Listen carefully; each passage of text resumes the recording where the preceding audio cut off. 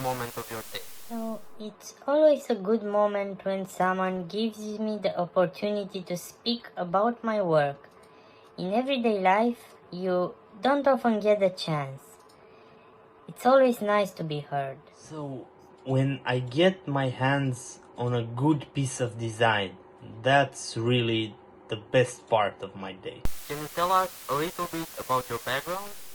From the very beginning, I was like 3 years old, and I knew I wanted to be an architect. And both my parents were very excited about that and supported me all the way. I would say Robert was meant to be an architect since before he was born. His parents planned everything beforehand. Not the same as in my case. Even though both my parents studied architecture, but my mother never got a chance to practice. A very interesting part about my childhood is that I was surrounded by relatives from a very diverse culture. Jews from Latvia, Lithuania, with many emigrating to Africa. But they were German, French, and English speaking, so I got a little bit of them all. I think here we have a common point, with our family doing every so we get well educated. There were books all around when we grew up. I also had a book on architecture of Italy. The figure of my mother was very important.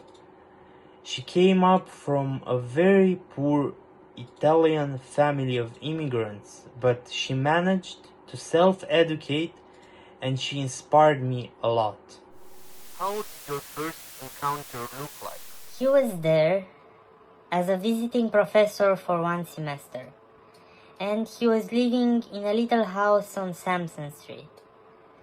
So, for some reason, I brought my students to visit him and talk with him, while he was teaching at the same time.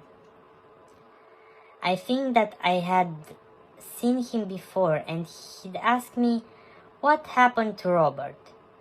He said, "How's your husband?" And I said, "He died." He was able to speak about it, which most people couldn't, and that was very helpful to me. I can say that Bob was the cure for my sorrow. In 1960, I first met her at a demonstration to oppose the planned demolition of the Furness Library at Penn. We got the first connection there, and eventually we collaborated and taught courses together.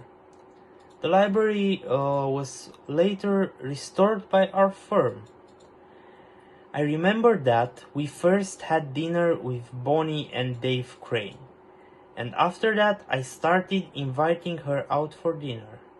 And our dates were like that so on. Also, she was always saving me a place and a cookie during the faculty meeting. How did learning from Las Vegas come about? I had left Penn to Berkeley in 1965 and moved to UCLA to help start a new school there. I had a good visitor's budget and invited various people, including the cultural geographer Jackson and the sociologist called Gear. I had already decided to do my next studio about Las Vegas, but I thought it would be at UCLA. Then I invited Bob to visit and come with me to Las Vegas. I felt, of all the Penn architecture faculty, would like to see the city. Others have scorned my interest in everyday architecture and the automobile city. For them, I had been corrupted by the sociology. At that time, by mid-1960s, architects were interested in Le Corbusier, Ville Radieuse and Frank Lloyd Wright Broadacre City, not in Los Angeles, which was the city of the automobile, and not in the everyday landscape. When we went to Las Vegas, I was still really impressed in Los Angeles, but I realized that Las Vegas was similar in some respects, and also simpler to study. Then I fell in love with Las Vegas, and after that I fell in love with Denise. So I think it was that project and that environment that make us grew closer together. Let's get to your work then. What is your office storyline? I first opened the studio with William Sort in 1960, about the time when I first met Denise. Rauch came after that and replaced him in 64, and by 69 Denise already joined the firm as partner in charge of planning, and since then we have built everything together. There are of course a lot of other associates and junior architects who helped us along the way. I joined in 1969 and found myself working for no money, full time, and it took me 11 years to get my name up there. I feel that my second career in urbanism had brought subject matter that made us better designers. We had a lot of commissions along the way, many of them from academic institutions, including campus planning and university buildings and civic buildings in UK, France, and Asia. We had a very good experience in Japan and Korea, and we had the opportunity to visit China 3 times and to work there. But we had to be very choosy about the projects we would take there because we are a small firm and we are vulnerable. Do you think of yourself as postmodernist? And about that, which is the ratio between functionality and coaching in your work? I would say we are functionalists, looking for shapes that can accommodate evolution over time. So, I say I'm a functionalist for moral reasons, and I believe in that morality. But I'm also a functionalist for aesthetic reasons. I sometimes ask myself, how can I design something so awful? Then, you have to leave it for a little while. And if it's the right solution functionally, maybe you'll find it beautiful. As Louis Kahn was saying, you hated it and hated it and hated it some more until you loved it because it's the right way to be. I think we just try to adapt the modernism, taking both the social and the technical categories. We've learned and used them to redefine functionalism.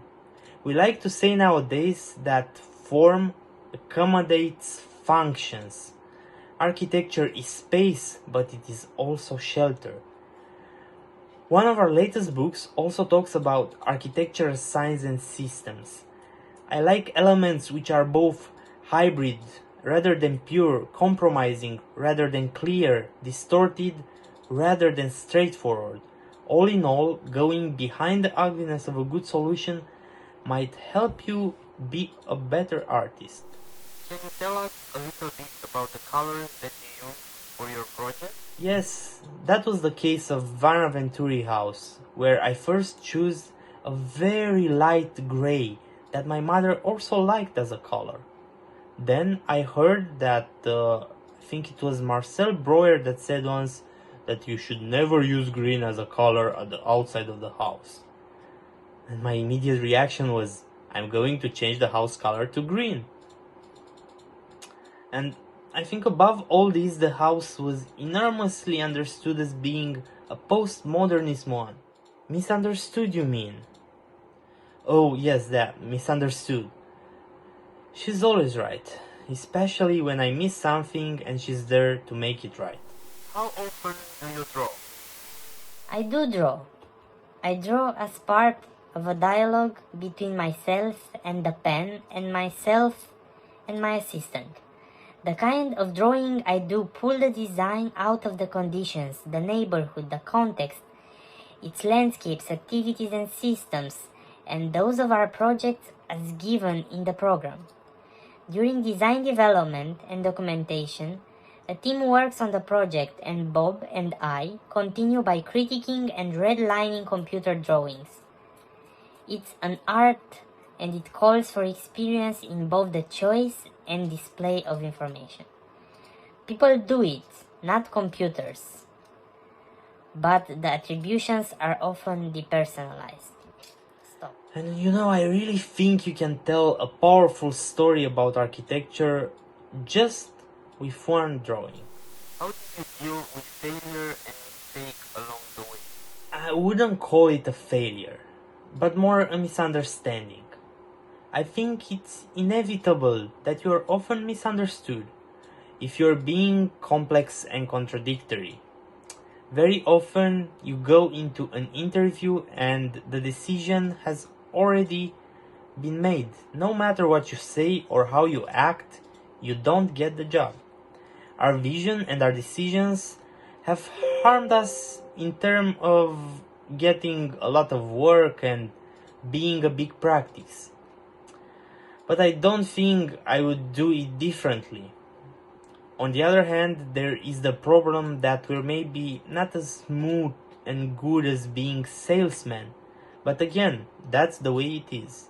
I think sometimes I don't get things out as clearly as I should, but I am misunderstood when I think I'm talking pretty clearly, and yet I find that people take the wrong meaning.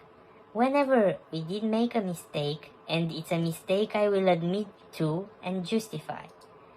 We are well defended against our own mistakes, I suspect, because we do say we haven't done something we are not proud of. What advice would you give to young architects? Students tend to have moments where they feel lost, but that's normal. I myself as a student felt this way also. I always tell young architects to have patience.